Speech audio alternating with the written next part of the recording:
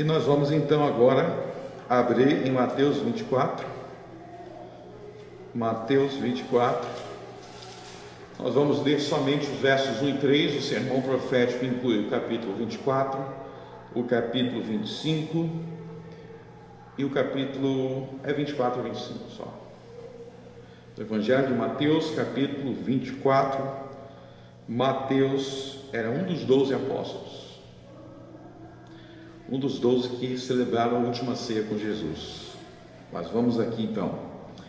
E quando Jesus ia saindo do templo, aproximaram-se dele os seus discípulos para lhe mostrarem a estrutura do templo. Jesus, porém, lhes disse: não vedes tudo isto? Em verdade vos digo que não ficará aqui pedra sobre pedra que não seja derrubada.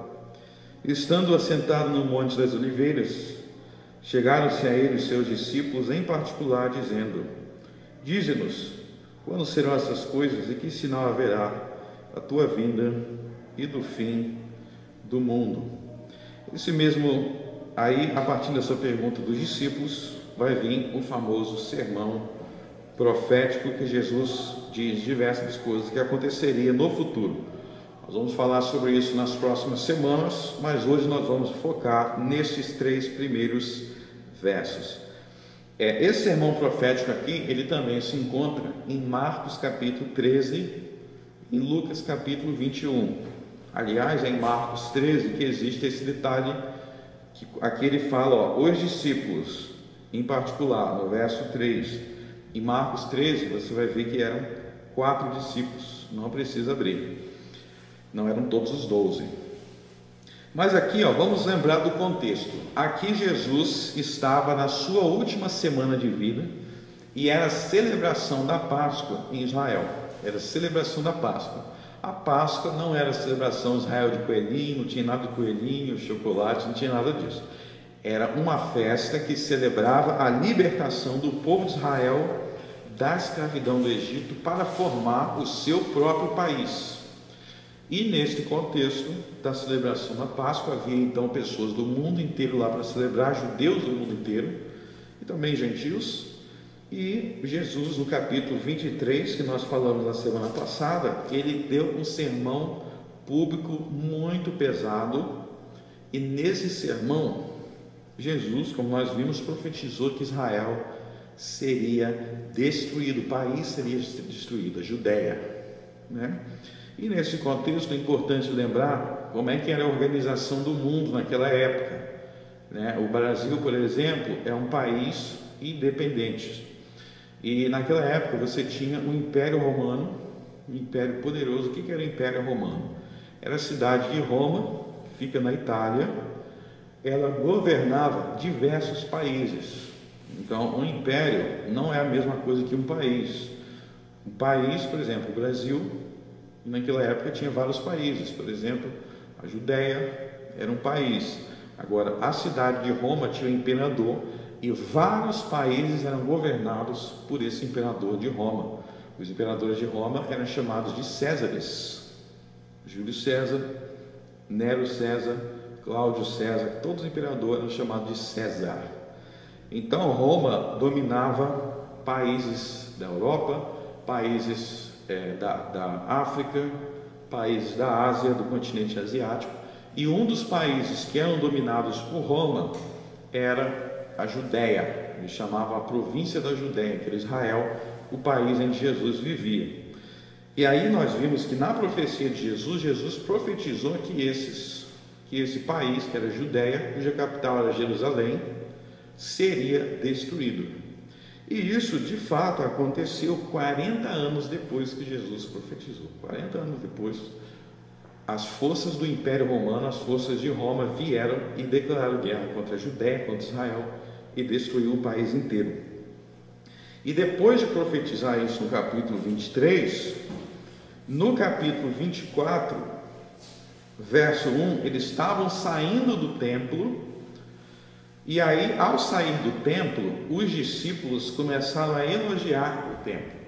Ok? O templo aqui era o templo de Deus em Jerusalém, que ficava em Jerusalém.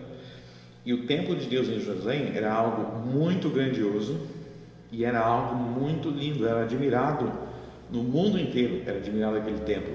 Era feito de materiais preciosos, muito lindo. Era uma das construções mais lindas daquela época. E os discípulos aqui no verso 1 estão elogiando, eles estão falando como é que isso aqui é muito bonito, né, Jesus? E é aí que Jesus vai trazer novamente uma importante profecia no verso 2. Jesus, porém, lhes disse: não vedes tudo isso? Quer dizer, você está vendo esse templo maravilhoso, esplendoroso? Em verdade vos digo que não ficará aqui nesse templo pedra sobre pedra que não seja derrubada, ou seja, isso aí que vocês estão vendo tão lindo vai ser destruído. E essa destruição causou muito choque nos discípulos, eles ficaram chocados, assustados. E no verso 3 eles vão questionar Jesus. Diz-nos Jesus, quando serão estas coisas? E aí é importante ver que tem duas perguntas. No verso 3, diz-nos Jesus, quando serão essas coisas? Essas quais? A que Jesus acabou de falar, destruição do templo. Quando é que vai ser destruído o templo? E aí tem a segunda pergunta, e qual sinal haverá da tua vinda e do fim do mundo? Então eles fazem duas perguntas sobre a destruição do templo, eles querem saber quando vai acontecer, e sobre o fim do mundo, quando é que o mundo vai acabar. Bom, antes de avançar, que nós vamos analisar nas próximas semanas com detalhes a resposta de Jesus, o que nós vamos conversar um pouco hoje sobre esse templo, esse santuário. O que era esse templo? O que era esse santuário? Por que ele era tão importante? E isso vai nos levar para o livro de Levítico. Nós vamos hoje falar sobre como Jesus enxergava o mundo, a realidade, com base no livro de Levítico. Os discípulos ficaram assustados, o povo da época ficou assustado com as palavras que Jesus estava dizendo, mas quem conhece o livro de Levítico, quem entende o livro de Levítico, sabe que tudo que Jesus está falando aqui só estava cumprindo o livro de Levítico. Então vamos refletir sobre o livro de Levítico, a gente vai ver o que tem a ver com isso daqui. Bom, Levítico, que livro é esse da Bíblia? Levítico é o terceiro livro da Bíblia. Se vocês voltarem lá no Velho Testamento, vai vir Gênesis, Êxodo, Levítico. Levítico foi escrito por Moisés. Moisés escreveu os 5 primeiros livros da Bíblia, e um deles é Levítico. Levítico é um livro que muita gente tem dificuldade de ler e de compreender, mas não deveria ser assim. E hoje nós vamos falar sobre a importância desse livro e a relação desse livro com essa profecia. O livro de Levítico é a base da profecia de Jesus. Bom, para a gente entender o contexto, Moisés, lá no Velho Testamento, ele foi enviado por Deus para libertar o povo de Israel da escravidão do Egito, e era isso que estava sendo celebrado na festa da Páscoa, como nós falamos. E aí muita gente tem um entendimento errado de Moisés. Muita gente pensa que Moisés é um libertador político, tirou o povo da escravidão, igual teve outros aí que tirou no Brasil, né? Teve os líderes aí que tirou os negros da escravidão. Bom, realmente Moisés tirou o povo de Israel da escravidão, mas ele não era, em primeiro lugar, em primeira instância, Moisés não era um libertador político em primeiro lugar. Moisés, em primeiro lugar, um libertador espiritual. Também teve implicações políticas, econômicas, em primeiro lugar ele foi um libertador espiritual. Como assim? Bom, se você observar, Moisés começa com o livro de Gênesis, né? O livro de Gênesis começa falando sobre a criação do mundo, sobre Deus e a criação do mundo. No princípio, Deus criou os céus e a terra. Aí uma pergunta que nós podemos fazer bom, se o contexto da vida de Moisés, como profeta, como alguém levantado por Deus, era lá no Egito, na escravidão do Egito, por que ele começa falando, volta lá atrás na criação do mundo, que Deus criou o mundo? O que uma coisa tem a ver com a outra? Alguns se perguntam, e a resposta é porque Moisés é um libertador espiritual, e a escravidão ao Egito não era somente uma questão de trabalho forçado. Isso é importante entender. A escravidão ao Egito não era somente uma questão de trabalho forçado. O domínio do Egito sobre o povo de Israel era total, era sobre todos os aspectos da existência humana e incluía uma escravidão espiritual. Então, lá no Egito, o povo não era só escravizado porque era forçado a trabalhar, havia uma escravidão de uma falsa religião, falsos deuses, uma falsa visão de mundo. E o povo tinha que ser liberto em todos os sentidos. Então, quando Moisés foi escrever, ele começou escrevendo sobre o quê? Sobre o Deus verdadeiro. Antes de tirar o povo da escravidão, do trabalho forçado, eles tinham que conhecer o Deus verdadeiro. E é por isso que vocês podem abrir em Êxodo capítulo 5, verso 1. Êxodo capítulo 5, verso 1.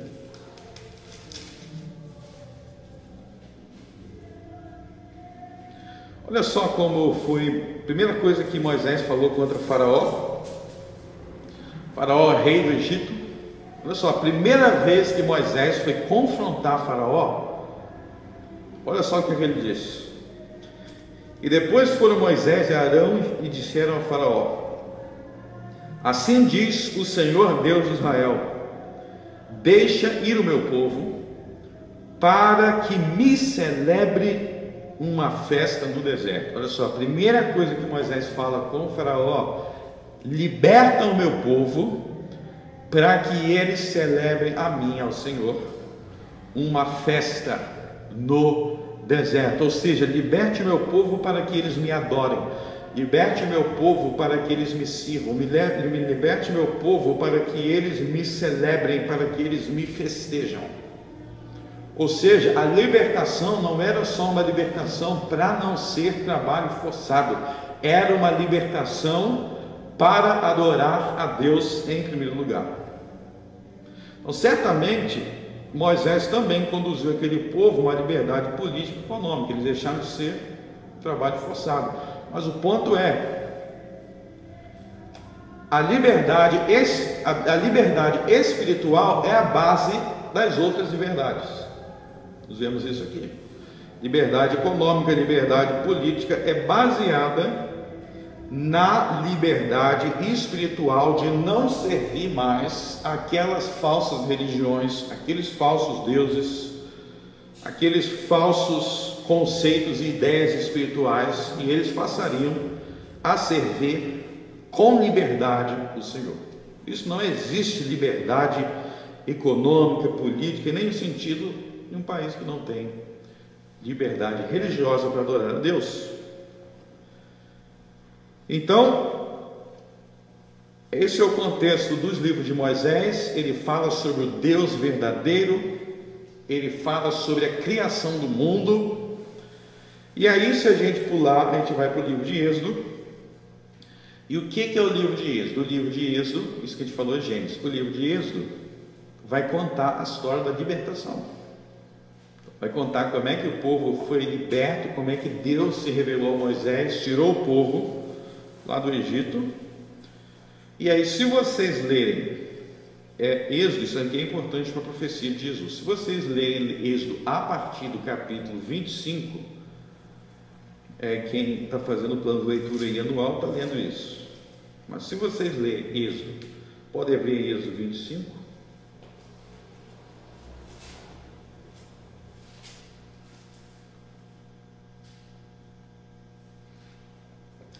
Então falou o Senhor a Moisés, dizendo: fala aos filhos de Israel que me tragam uma oferta alçada de todo homem cujo coração se mover voluntariamente.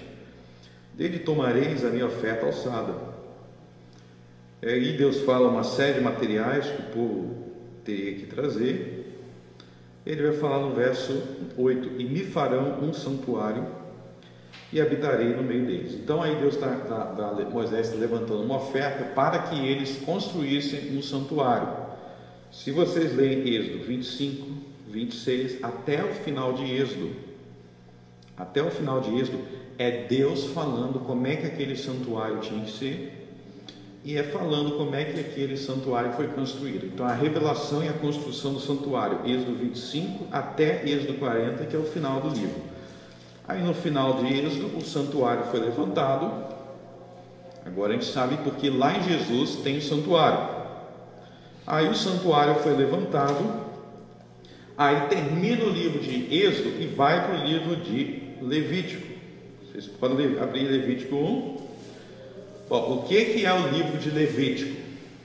Que a gente falou que é a base do profecia de Jesus. O livro de Levítico, se vocês lerem Levítico 1, 2, 3, 4, 5, até o capítulo 17, Deus está explicando como eles deveriam adorá-lo naquele santuário.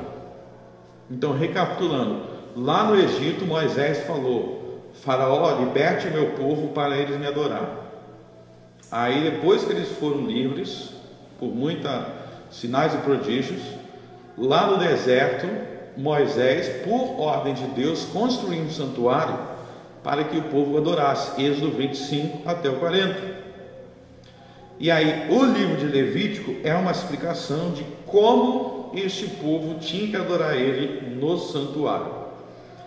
Então, o livro de Levítico é ensinando o povo de Israel, para aquele período do Velho Testamento, como eles deveriam adorar a Deus e como eles não deveriam adorar a Deus. Vamos ver, por exemplo, capítulo 1, verso 1. E chamou o Senhor a Moisés e falou com ele da tenda da congregação, dizendo: Fala aos filhos de Israel e dize-lhes: Quando algum de vós oferecer oferta ao Senhor, oferecerá a sua oferta de gado, isto é, de rebanho, de ovelha. Se a sua oferta for holocausto de gado, oferecerá macho sem defeito. A porta da tenda da congregação a oferecerá, de sua própria vontade perante o Senhor. E porá sua mão sobre a cabeça do holocausto, para que seja aceito a favor dele, para que a sua expiação. Depois degolará o bezerro perante o Senhor. Os filhos de Arão, sacerdotes, oferecerão sangue e aspergirão sangue em redor, sobre o altar que está diante da porta da tenda da congregação. Então, vocês podem ver aí, e esses capítulos vão falar de sacrifícios de animais. Então, lá naquele santuário, naquele templo, a pessoa levava o animal e os sacerdotes sacrificavam aquele animal sobre o altar e tinha todo o procedimento de como que isso tinha que ser. Então, aqui no Velho Testamento, eles adoravam a Deus através, e na culto, na adoração, tinha sacrifício de animais. Inclusive, havia animais sacrificados no contexto de pecados que a pessoa cometia. Por exemplo, abra no capítulo 6.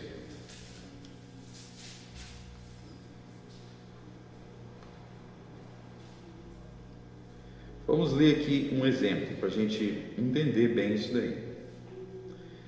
Falou mais o Senhor a Moisés, dizendo: Quando alguma pessoa pecar e transgredir contra o Senhor, e negar ao seu próximo o que lhe deixou em guarda, ou o que deixou na sua mão, ou o roubo, ou que reteve violentamente ao seu próximo, ou que achou o perdido e o negar com um falso juramento, ou fizer alguma outra coisa de todas em que o homem costuma pecar, será, pois, que como pecou e tornou-se culpado, restituirá o que roubou, ou o que reteve violentamente, ou o depósito que lhe foi dado em guarda, ou o perdido que achou, ou tudo aquilo sobre que jurou falsamente, e restituirá no seu todo, e ainda sobre isso acrescentará o quinto, aquele de quem dará no dia da expiação. E a sua expiação trará ao Senhor um carneiro sem defeito do rebanho, conforme a tua estimação, para a expiação da culpa trará o sacerdote. E o sacerdote fará expiação por ela diante do Senhor, e será perdoada de qualquer das coisas que fez, tornando-se culpado. Então aí tem a situação de alguém que cometeu um pecado contra o bem do seu próximo, ou porque roubou, ou porque achou, e aí a pessoa veio e não quis devolver, e dizendo que não achou, ou de alguma outra forma de roubar ou de furtar algo que pertence a alguém. Então você vê que o ladrão, ao se arrepender, ao se reconhecer que o ladrão, ele tinha que restituir o valor que foi roubado. Então vamos lá, o cara, ele roubou algo que valia R$100, não era essa moeda da época, mas imagine, ele tinha que devolver o valor e ele tinha que acrescentar em cima o quinto. Já pensou se esses grandões ladrões aí no Brasil tivessem que fazer isso? Devolver e acrescentar um valor? Ele tinha que, e além disso, ele tinha que sacrificar um carneiro. Nós vemos aqui no verso 6. Ele tinha que oferecer um carneiro em sacrifício, ou seja, por causa do pecado dele, aquele carneiro teria que morrer. Bom, qual é o sentido disso? Qual é a lógica disso? Bom, tudo isso aqui que vocês estão lendo sobre sacrificar tinha que acontecer aonde? Lá no santuário. Então aquele santuário de Êxodo 25 até o 40 era o lugar dos sacrifícios. Era o lugar do sacrifício. Quem tinha que fazer um sacrifício, a forma de sacrificar era no santuário. Bom, avançando para o Novo Testamento, por que nós cristãos, ou melhor, avançando para o Novo Testamento, pode voltar aí em Mateus capítulo 24. Por que Jesus então, agora a gente entendeu por que Jesus estava no santuário. Jesus estava no santuário, que é a mesma coisa que templo, porque ele tinha ido adorar a Deus no templo.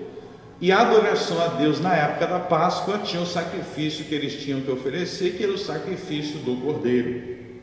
Então agora nós vimos por que Jesus estava no santuário, o que ele estava fazendo lá. Ele estava adorando a Deus da maneira que era ensinado em Êxodo e principalmente o sacrifício levítico, incluindo a Páscoa. Bom, por que nós cristãos não oferecemos sacrifício de animais? Nós cristãos não oferecemos sacrifício de animais porque, como vai acontecer nesta mesma semana aqui, Jesus Cristo foi morto na cruz. Então, ao ser morto na cruz, Jesus é o sacrifício final. Ele é o substituto por aquilo que os nossos pecados merecemos, assim como o animal. Ele morria por causa do pecado lá em Levítico capítulo 6, pecou, o ladrão pecou, era morto o animal em seu lugar. Da mesma forma, Jesus é o cumprimento daquilo que aquela morte daquele animal significava. Então lá no Velho Testamento, quando eles matavam o animal, sacrificavam o animal, a morte daquele animal por causa do pecado do homem, nós vimos lá em Levítico 6, representava aquilo que Jesus ia fazer na cruz. Então tudo que vocês leem em Levítico 1, Levítico 2, Levítico 3, Levítico 4 está representando aquilo que Cristo fez no Novo Testamento. Então não era que aquele animal estava perdoando os pecados, mas aquele animal representava Jesus. Antes de Jesus vir, antes de Jesus morrer, havia esses sacrifícios de animais para representar aquilo que ele ia fazer. Então, nós que somos pecadores, nós também temos o nosso carneiro, o nosso cordeiro, que é Jesus, que foi morto em nosso lugar para que fosse perdoado, igual lá em Levítico. Só que aqui Jesus ainda não tinha morrido. Como Jesus ainda não tinha morrido, ainda vigoravam os sacrifícios de animais. Então, agora vocês entenderam o que era o templo, ok? Hoje em dia, as pessoas usam a palavra templo para se referir à igreja.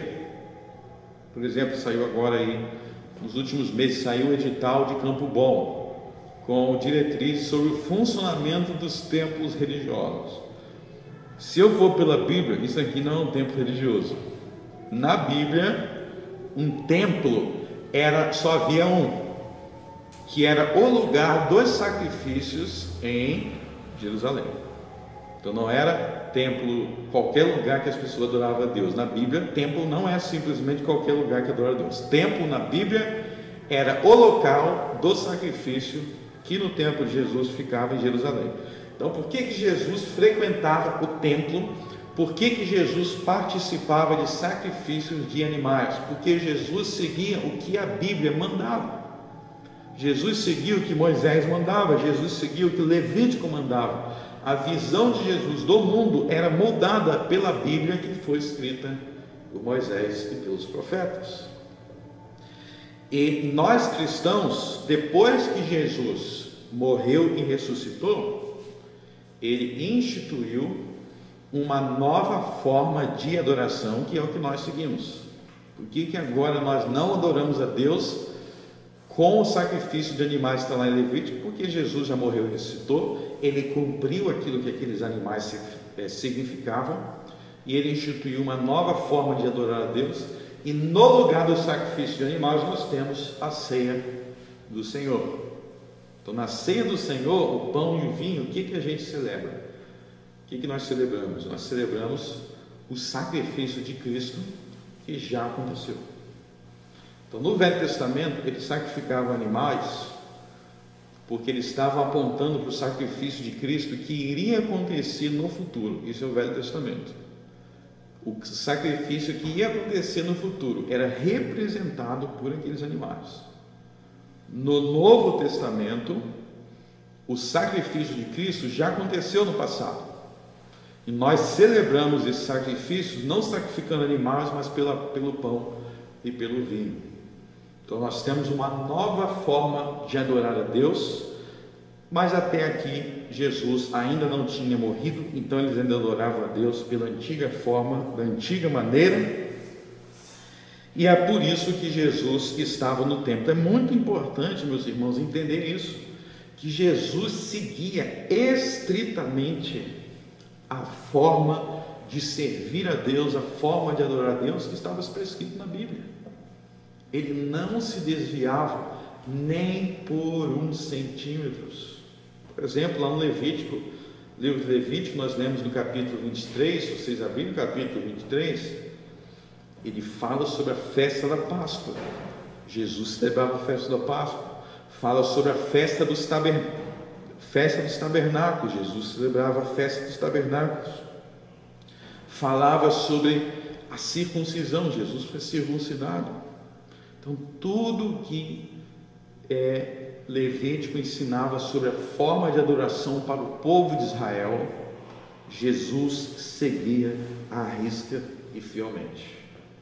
E nós devemos seguir a forma instituída por Cristo, aquilo que Cristo instituiu para o Novo Testamento, nós também temos que seguir e observar. Por isso que existe o batismo, que tem que batizar, porque Jesus instituiu para a adoração do Novo Testamento. Por que tem a ceia? Por que nós cantamos? Por que tem pregação? É a forma de adoração do Novo Testamento. E dentro disso, então, quando Jesus profetiza no verso 2 que esse santuário, que esse templo seria destruído, agora vocês estão entendendo por que havia esse templo. É algo que foi instituído por Moisés, e eu quero mostrar para vocês outro importante detalhe que se encontra no livro de Levítico. Abram em Levítico capítulo 26.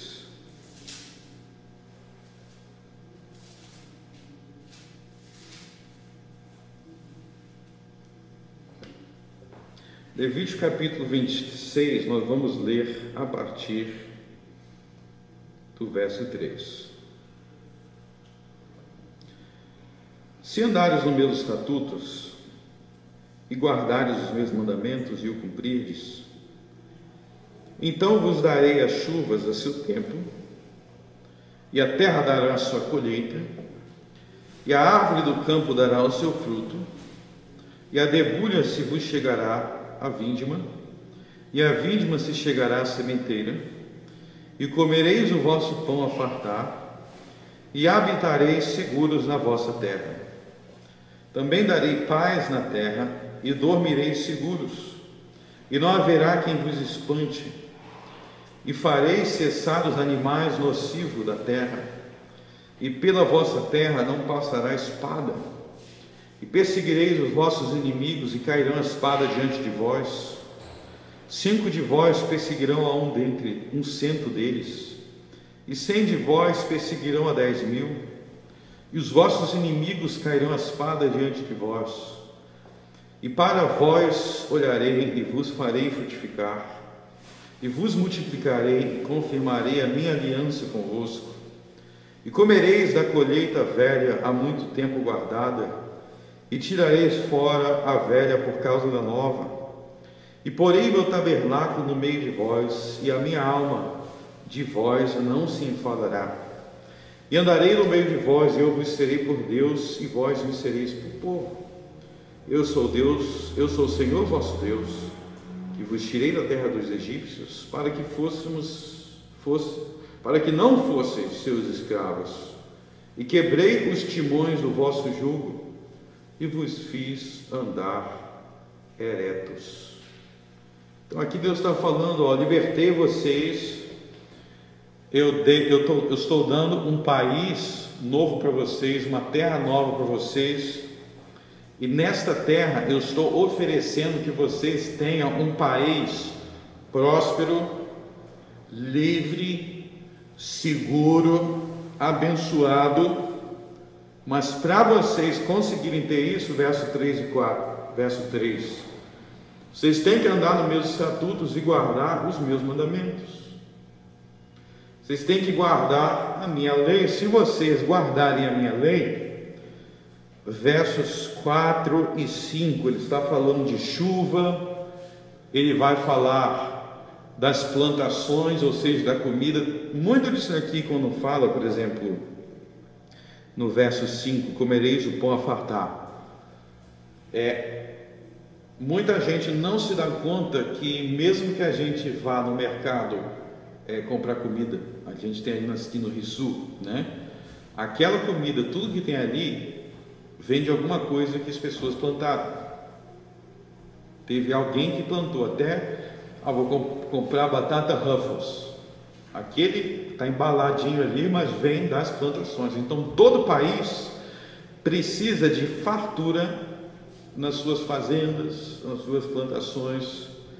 Então Deus está falando aqui, ó, vocês vão ser um país muito abençoado se vocês obedecerem os meus mandamentos. Mas a maior bênção de todas não é a comida, não é a vitória na guerra. A maior bênção de todos aí está no verso 11. Preste atenção no verso 11. E porei o meu tabernáculo no meio de vós. O que é o tabernáculo? É o templo. Então a maior bênção aí para um povo obediente a Deus é ter o templo, o tabernáculo de Deus no meio deles. Então quando Jesus estava lá no templo, aquele santuário, que aqui é chamado de tabernáculo, aqui é uma grande bênção de Deus. Por que é a grande bênção de Deus? Porque o tabernáculo era a maneira do povo adorar a Deus, como acabamos de ver. Então, era a maneira do povo servir a Deus através do tabernáculo, e aquele tabernáculo, aquele templo, era o símbolo de que Deus estava no meio daquele povo, se agradando daquele povo. Mas aí entra o porém está no verso 14. Mas, verso 14, mas se não me ouvirdes e não cumprirdes todos esses mandamentos, se não me der ouvido, verso 15, e se rejeitarem os meus estatutos, e a vossa alma se enfadar dos meus juízos, não cumprindo todos os meus mandamentos, para invalidar a minha aliança, então eu também vos farei isto: porei sobre vós terror, a tísica e a febre ardente, que consumam os olhos e atormentem a alma, e semeareis em vão a vossa semente, pois os vossos inimigos a comerão. E porei a minha face contra vós, e sereis feridos diante de vossos inimigos, e os que vos odeiam de vós se assenhorearão, e fugirei sem ninguém vos perseguir. E se ainda com estas coisas não me ouvires, então eu prosseguirei a castigar-vos 7 vezes mais por causa dos vossos pecados. Porque quebrarei a soberba da vossa força e farei que os vossos céus sejam como ferro e a vossa terra como cobre. E em vão se gastará a vossa força. A vossa terra não dará sua colheita, e as árvores da terra não darão seu fruto. E se andardes contrariamente para comigo, e não me quiserdes ouvir, trago-vos-ei pragas 7 vezes mais, conforme os vossos pecados. E aí ele vai falando coisas ruins. Então aqui é o contrário, aqui nessa parte porque antes eu tinha dito, se vocês, Israel, obedecerem meus mandamentos, o país de vocês vai ser próspero, livre e abençoado. Se vocês não obedecerem, aí ele dá uma lista de coisas ruins que aconteceriam. Faltaria alimento, passariam fome, teria guerra, teria necessidade, um monte de coisas, consequência de seus pecados. Mas aqui novamente eu quero mostrar para vocês qual seria a maior maldição de todas. Está no verso 31, quando Deus diz: e reduzirei as vossas cidades a deserto. Reduzirei as vossas cidades a deserto, quer dizer, eu vou destruir a cidade de vocês. E assolarei os vossos santuários. Verso 31. Então vou destruir o santuário de vocês. Então aquilo que Jesus diz lá no Novo Testamento é o que está escrito no verso 31 de Levítico 26. A destruição do santuário. Então, no caso das bênçãos, a maior bênção era ter o santuário de Deus no meio deles. E no caso das maldições, a maior maldição era quando Deus removia o seu santuário e o destruía. E por quê? Novamente, porque o santuário era o centro da adoração a Deus e, portanto, era o centro de todas as bênçãos. Era o centro de todas as bênçãos. Através do santuário, eles tinham comunhão com Deus. Aquela era a maneira instituída de usufruir da comunhão com Deus.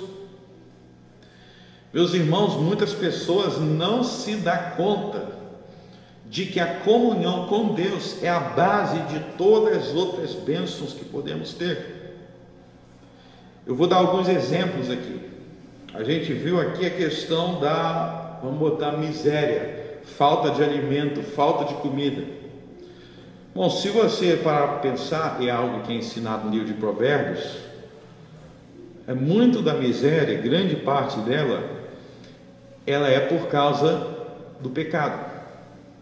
Porque grande parte da miséria que existe, da pobreza que existe, é por causa do pecado. Não sempre, mas em grande parte sim. Por exemplo, Provérbios fala sobre o preguiçoso. Aquele que é preguiçoso, Provérbios diz que vai cair na pobreza. Tem muitos países que são muito pobres porque tem povo muito preguiçoso.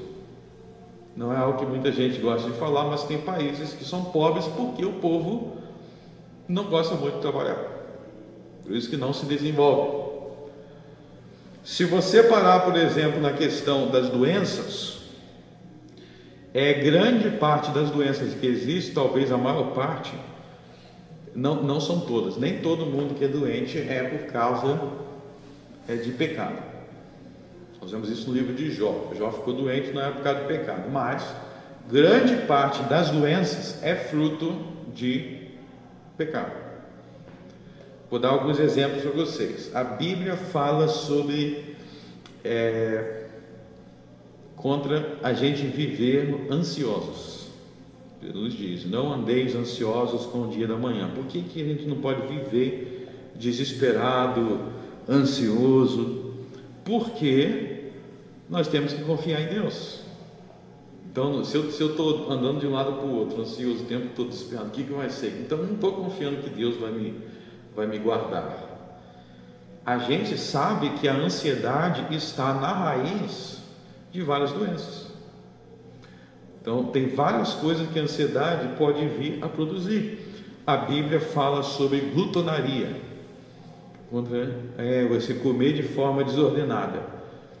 A diabetes 2, por exemplo, é causado por você não comer de forma correta. Então, se você analisar várias doenças que existem, tem raiz em um estilo de vida que é diferente do que a Bíblia ensina.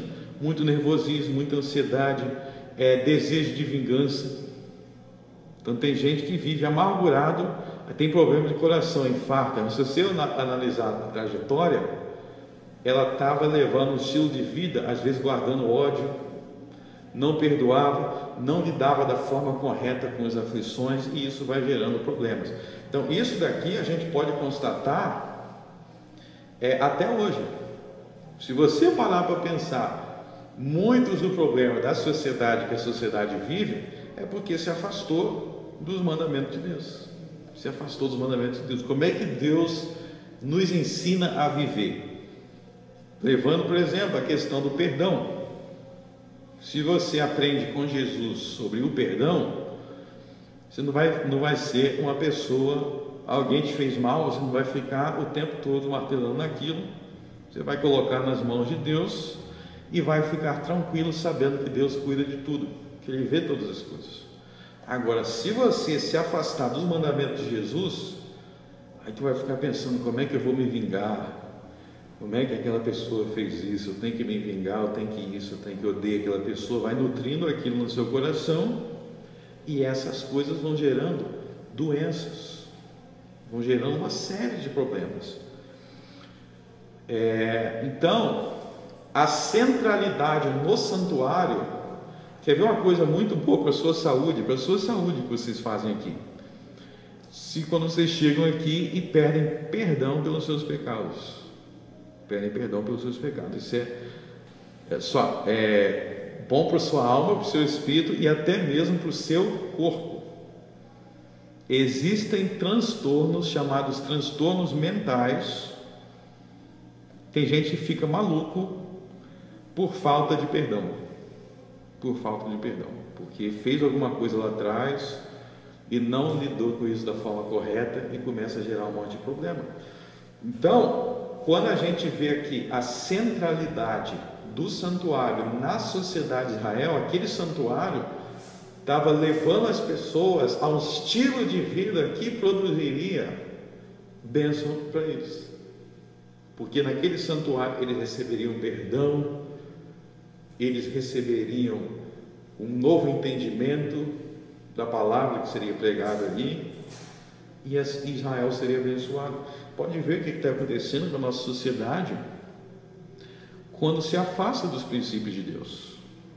Quando se afasta dos princípios de Deus, a Bíblia fala sobre confiança, sobre fé. Aí as pessoas preferem ser incrédulas. A Bíblia fala sobre ser trabalhador. As pessoas não querem trabalhar, preferem uma vida de preguiça. A Bíblia fala sobre honrar os pais, honrar a família. As pessoas não honram a família, não honram seus pais. Os filhos hoje querem mandar na casa. Então, tudo isso vai gerando essa destruição que está sendo descrita aqui. Quais mandamentos? Analise os 10 mandamentos. Analise os 10 mandamentos, que vocês vão ver que um deles, um por um, quando isso é observado na sociedade, quanto mais observado, mais essa sociedade prospera, se desenvolve, é livre, e quanto mais é violado, mais é destruída. Então aqui a centralidade do santuário é a base de tudo, porque naquele santuário eles recebiam perdão e santificação. Então, quando Deus removia o santuário do meio deles, o que Deus estava removendo? Os meios de graça, os meios de obedecer perdão. Deus estava removendo do meio deles a maneira de ser salvo. Então, voltando para Mateus capítulo 24, o que Jesus está profetizando aí é que por causa da rebelião de Israel, o santuário deles seria destruído, o santuário deles não ficaria pedra sobre pedra, e agora vocês entenderam o que é. E se a gente analisar Israel no tempo de Jesus, a gente vai ver que tem muitas características de um povo extremamente atribulado. Vou dar alguns exemplos aqui. Por exemplo, Israel, observe os evangelhos, era cheio de demônios. E tanto demônio é esse? Jesus passou seu ministério público expulsando demônios por 3 anos e meio, expulsando demônios. Depois os apóstolos expulsando demônios, expulsando demônios, expulsando demônios. Era um país infestado de demônios. E por que havia tantos demônios assim atormentando Israel? Demônios são anjos caídos. Tá? Demônios não tem 2 chifrinhos vermelhos com tridente. Tá? São anjos caídos, seres espirituais. Por que Israel estava tão atribulado com esses ataques demoníacos? Porque eles abriam a porta para isso em suas vidas.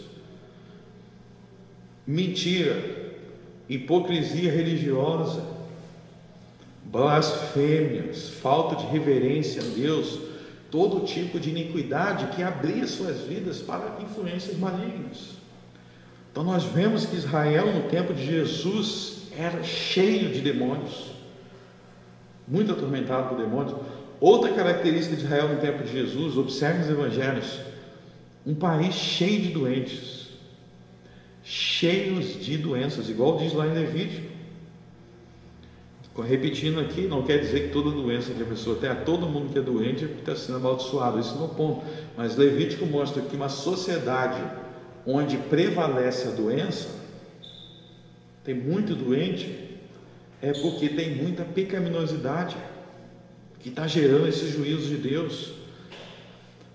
Nós vemos ali em Israel no tempo de Jesus, era cheio de aleijado, cheio de leproso. A gente vê pelas curas de Jesus curava multidões, então tinha multidões doentes. Como eu disse aqui, se a gente for analisar a raiz da maioria das doenças, tem raiz em estilos de vida pecaminoso, ok? Vamos dar um exemplo aí da própria pandemia que está tendo aí, né? A gente não sabe exatamente qual é a origem disso daí, como é que foi lá na China a situação, existem algumas dúvidas, mas a gente sabe que a China mentiu em muita coisa, se omitiu em muita coisa, errou feio em muita coisa, e a própria Organização Mundial da Saúde cometeu diversos erros muito graves. Se você analisar à luz da Bíblia, tudo pecado. Mentira é pecado, omissão, ou seja, tudo isso aí que a gente está vivendo, em grande parte, tem a ver com pecados que foram cometidos, de mentira, omissão, coisa errada, falcatrua, e está aí o mundo inteiro, coisas que poderiam ser prevenidas, acabam saindo para todo mundo. A gente está aqui em Campo Bom, muito longe da China, mas estamos aqui, sendo impedidos de um monte de coisa. Então, se você parar, um monte de coisa errada que acontece, consequências ruins, tem raiz em pecado, em pecados que foram cometidos, de mentira, de engano, de roubo, roubalheira, mentira para o povo. Então, quando a gente olha para o Evangelho, os 4 Evangelhos, esse era o mundo que eles viviam, por isso excesso de doenças. Eles estavam sendo dominados pelos romanos. O que Levítico diz? Os estrangeiros dominarão sobre vós. Eles estavam sendo oprimidos pelos romanos por causa da iniquidade deles. E aí, meus irmãos, na Nova Aliança nós não temos um santuário físico, ok? Isso aqui, essa parede aqui não é o templo. Na Nova Aliança, que é o tempo que nós vivemos, no Novo Testamento, o santuário de Deus, o templo de Deus, o tabernáculo de Deus é espiritual. Então a Bíblia fala que a igreja, né, a igreja não é o prédio, a igreja é o povo, a igreja é o santuário de Deus. Mas o princípio é o mesmo. O princípio é o mesmo, porque a igreja, como santuário de Deus, assim como o santuário do Velho Testamento era o meio das pessoas obterem perdão, das pessoas serem renovadas, das pessoas serem santificadas, a igreja do Novo Testamento é isso. Então a igreja é o santuário. O que quer dizer que a igreja é o santuário? Aqui você vai encontrar o sacrifício, que é o sacrifício de Jesus. Aqui você vai encontrar o sacerdote, que é Jesus. Aqui você vai encontrar o perdão. Aqui você vai encontrar a renovação. Aqui você vai encontrar a adoração a Deus. E o princípio é o mesmo. Assim como no Velho Testamento a presença do santuário no meio do povo era sinal da bênção de Deus, da comunhão com Deus, no Novo Testamento, quando a Deus abençoa um povo, é quando Ele institui a sua igreja no meio daquele povo. Então a igreja é o centro de uma sociedade. À medida que essas igrejas são fiéis à palavra de Deus, essa sociedade é abençoada. E quando Deus remove a sua igreja do meio de um povo, falando da sua igreja fiel, da sua igreja bíblica, essa igreja, esse povo está sendo amaldiçoado. Você sabe que tem cidade no Rio Grande do Sul que não tem igreja nenhuma. Algumas cidades do Rio Grande do Sul não tem igreja nenhuma. Às vezes, quando tem, é uma igreja que não é muito fiel à palavra. Então, o santuário foi removido do meio daquele povo. E nisso, meus irmãos, nós somos então exortados a valorizar o santuário de Deus. Valorizem o templo de Deus no nosso meio. Aqui em Campo Bom, aonde está o templo de Deus em Campo Bom? Não é um edifício físico. Nós somos a nossa igreja, ou outras igrejas que têm Campo Bom, que forem fiéis à palavra de Deus. Essas igrejas, sendo fiéis à palavra de Deus, são o santuário de Deus em Campo Bom. E o povo de Campo Bom tem o benefício de ter essas igrejas no meio delas, porque aqui nós podemos encontrar o perdão, aqui nós podemos encontrar o Evangelho, aqui nós podemos encontrar Cristo, aqui nós podemos adorar a Deus e sermos restaurados. E ao mesmo tempo devemos estar alerta para a advertência. O que aconteceu com o povo de Israel quando eles foram ingratos com o santuário de Deus? Quando eles foram ingratos com aquilo que Deus colocou no meio deles, Deus removeu o santuário. Quando Deus se ia com o povo, trazendo agora para o Novo Testamento, com frequência Ele remove a sua igreja do meio daquele povo, ou pelo menos remove a sua igreja fiel. E aqui então, na profecia de Jesus, ele está falando sobre isso no verso 2. Jesus, porém, lhes disse: não vedes tudo isto?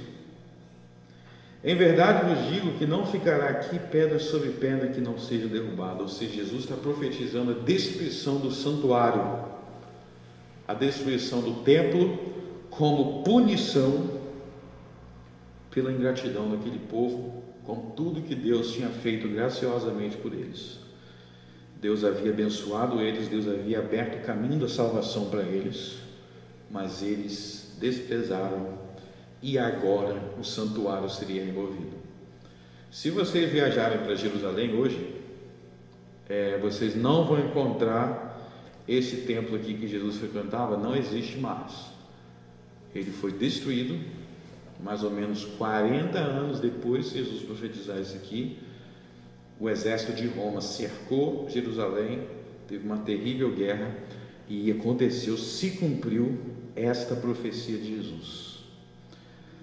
Mas nós devemos refletir não somente para eles, mas para nós.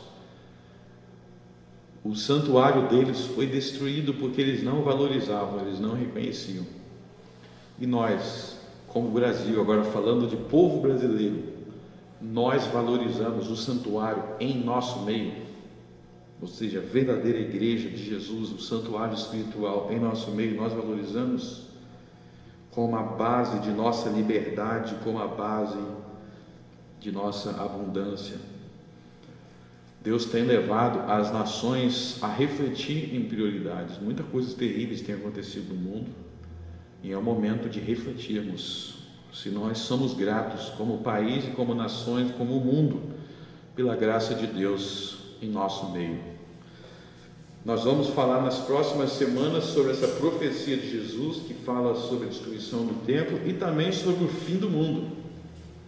Tem muita gente que tem dúvidas sobre isso, sobre o fim do mundo, quando é que o mundo vai acabar. Tem um monte de gente que já marcou data, né? Vai acabar em 2012. A gente vai ver aqui que não tem data, mas nós vamos aprofundar no que Jesus ensinou sobre essas coisas e sobre a destruição do templo e como tudo isso é importante para nós refletirmos. Mas fiquem com isso em mente, meus irmãos. Jesus Cristo, ele enxergava o mundo com base no livro de Levítico. Jesus enxergava o mundo com base nas coisas que Levítico ensinava sobre como adorar a Deus, sobre como amar o próximo e sobre a importância do santuário, que nós tenhamos a mesma perspectiva que Jesus, que nós venhamos basear as nossas vidas na palavra de Deus, nas sagradas Escrituras, reverenciando o santuário espiritual de Deus, que é a igreja. Vamos orar. Senhor nosso Deus, graças te damos pelo teu santuário que está em nosso meio, a Igreja Presbiteriana Reformada em Campo Bom, e por todos aqueles que fazem parte do mesmo santuário que nós.